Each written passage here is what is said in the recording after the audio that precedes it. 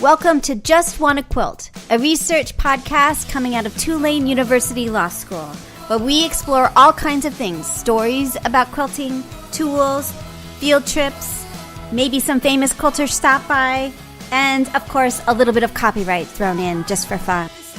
Hi, I'm Elizabeth Townsend Guard. I'm a law professor at Tulane University Law School, and I just wanna quilt. All right, so today we have Becky Hill. She is a quilter. She's part of the Quilting Army, and she lives about an hour and a half outside of New Orleans. And she came to one of our events, and it was super awesome. And also, it was really fun to interview her. So here's Becky. My name is Becky Hill, and I live in Beckys Springs, Louisiana. Which is how far from New Orleans, you would say? I'd say about an hour and 20 minutes. Yeah, and you're north of us because there's nothing really south. There's a little bit south. That's right. You cross the causeway, you go through Mandeville, Covington, and Beckys Springs. Cool, yes. Very cool. So, tell me your first memory of someone sewing or quilting in your life. That would be my grandmother. She just passed away about 3 years ago, so as long as I can remember, I'd go over to her house and she would be sewing down in her little garage. She lived on Leonidas Street in New Orleans. Oh, yeah. And after the war... Which war? World War II? World War II. Okay. She and her husband, my grandfather, turned their garage into a sewing shop, and then they made all kind of draperies and window treatments and things like that all around the city. She would often talk for Commander's Palace and Mr. B's for the Brennan family, and she would also go in their home and make their window treatments and stuff like that. And these are the families. These are our top, like, when you talk about the Brennans and Commander's Palace, for those that don't know New Orleans, these are our, like, royalty families in New Orleans, would you say? Yes, and she was always in awe that she would even get to go into their homes and see their beautiful, beautiful homes. And my grandmother didn't come from wealth or anything like that. She was self-made, self-taught, and it was just really something that she would be able to make these beautiful, beautiful, draperies, window treatments, bedspreads for the families. So it was pretty cool. That's really cool. Did you get a sense of how long it would take to make something like that? Like I'm trying to understand sort of the economics of those that were doing that at the time. I was really little. I mean, yeah. We're talking in the 60s, and I was born in the 60s, and I would visit her on the weekends. So it's hard to know, right? 70s, but all I know is that she would work from morning to night on these projects. Yeah. Yes, interesting. She had work tables that were like two together would span 12 feet long. So she would take all this fabric and lay it out and cut it. And it was That's a really pretty cool workshop. So, and I loved to go in there all by myself sometimes when she was cooking in the kitchen. I would go downstairs, and she had all these beautiful sample books of this just gorgeous, expensive fabric. And I would just like thumb through the pages. And it was so beautiful. Yeah. That's really cool. So she had the sample books so that she would bring them to the customer, and they would pick it out, I would imagine, and then she'd order it. I mean, when I think about her, for women, she was like in the 60s and 70s, had created her own business in her home, and they would come to her. Really? And yeah. And they would just come into the garage, and they would come into her little tiny work area that had all the sample books. I mean, just from the top of the ceiling to the floor, the sample books were all hung onto the walls. And yeah, one of the quilts that I remember that she made for me was from like a discontinued sample book of polished cottons. Wow. It was so soft, and it was just this gradation of different colors in the same patterns. And kept that quilt my whole life. Anyway, that's what she would do because she wasn't like wealthy enough to go out and buy fabric. Right. So she would take the sample books and make quilts out of them. It was wonderful. I love it. That's really interesting. Now, did your mom sew, or did it skip a generation? Oh, my mom sewed beautiful clothing, but not quilts. So I would always see my mom in the house sewing for herself and for me, but quilting is what my grandmother did. And what was really cool, and I had no idea, like, I like to free motion quilt. It is my favorite way to quilt. But my grandmother was doing that back in the 70s before the term got popular, free motion quilting. She figured out, use your darning foot and lessen the tension on the foot itself. And she wasn't so much free motion quilt, piece together quilts.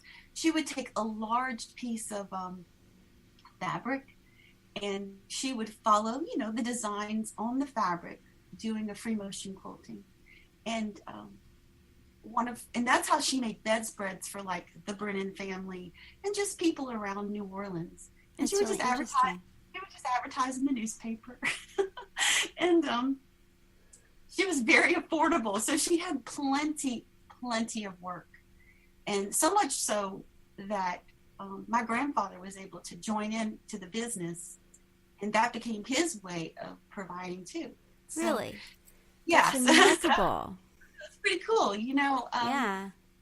But it's so funny that you say that, Becky, because when I've been interviewing people who are like these big deal people that are internet people, their husbands, like they start the business, and then their husbands and their fathers and their mothers all kind of join in because they need the help, which your grandmother was doing long before this phenomenon, which is she really is kind of a pioneer.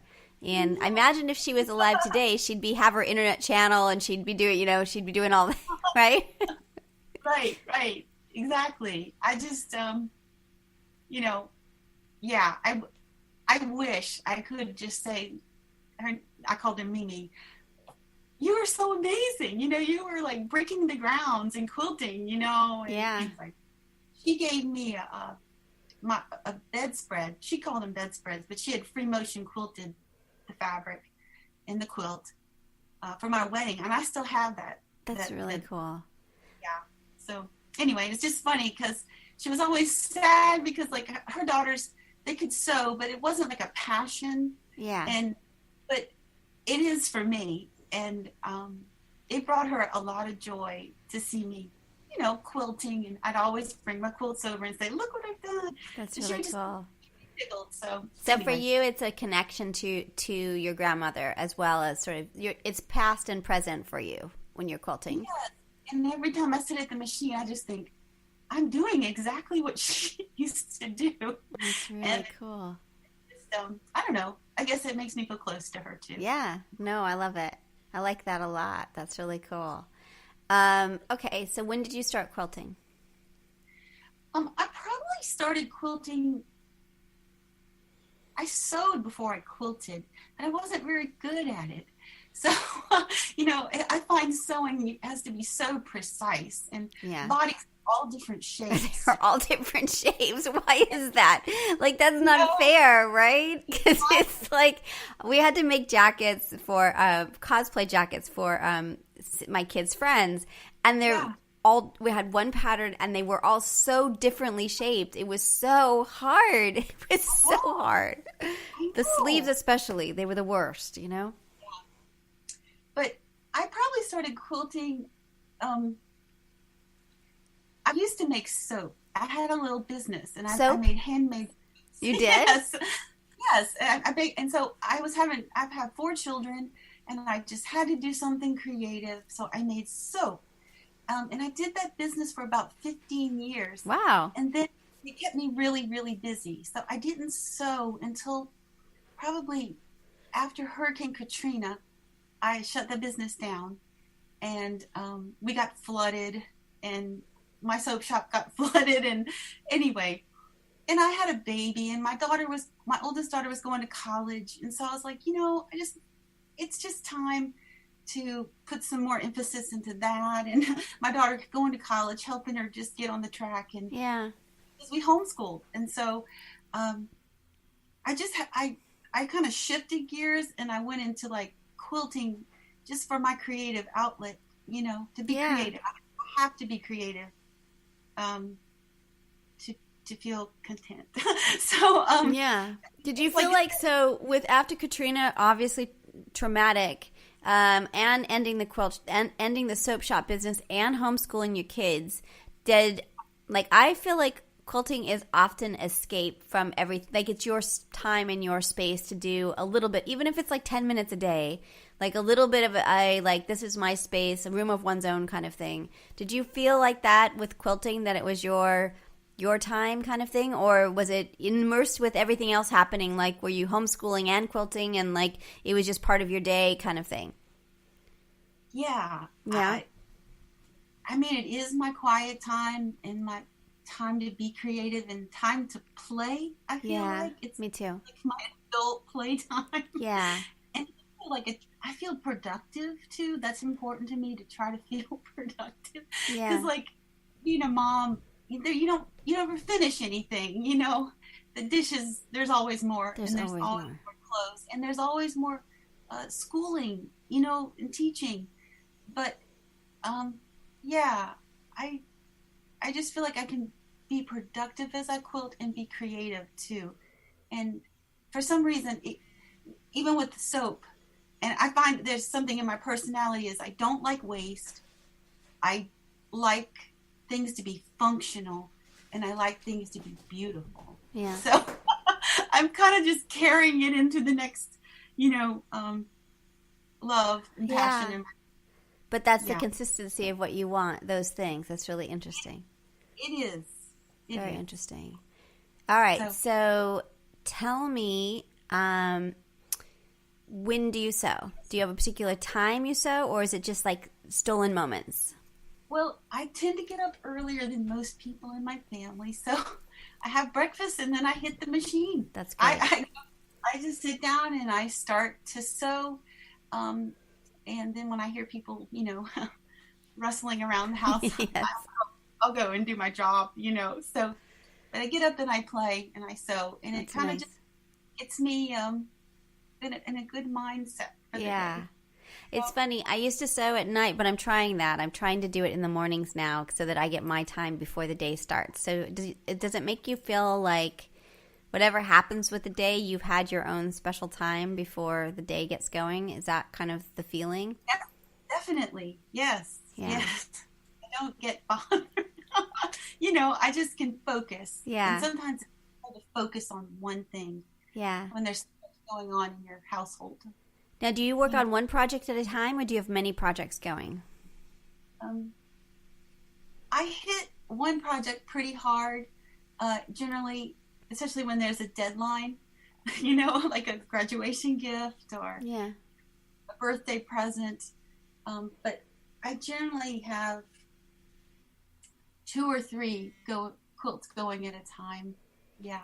And do you do all machine quilting? Like, is there a particular style that you use? Like, what do you gravitate to? I've seen your quilts and they're really pretty. They're really pretty. So tell me a little bit about your style of quilting. I tend to go for solids. Mm-hmm. I love lots of color. I'm sitting here looking at a quilt, and I like really strong, intense colors.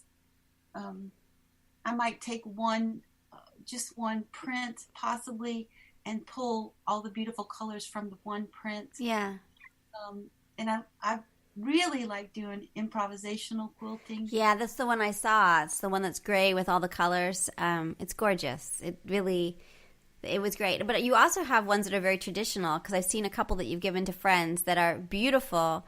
They're like the diamond one, and there's other one that's I particularly I love strong geometric patterns. Yeah. I love, triangles and parallelograms and diamonds, and I do. And I'll make, I'll use more traditional